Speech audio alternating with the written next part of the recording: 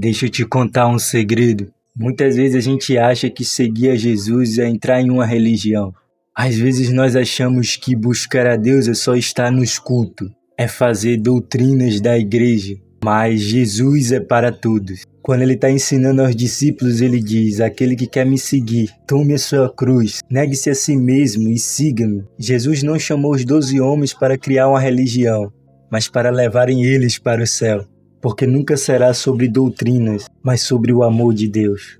O amor de um pai que não se contentou em ver seus filhos perdidos e entregou seu único filho para nos salvar. É sobre se aproximar do Senhor. É sobre entender que nada neste mundo se compara em estar aos pés dele. Mas claro, estar nos cultos importa sim, estar em comunhão com seus irmãos, pois é uma das formas que nós nos aproximamos de Deus também. Mas é sobre a gente entender que não é uma religião, mas é conhecer Jesus. Deus te abençoe.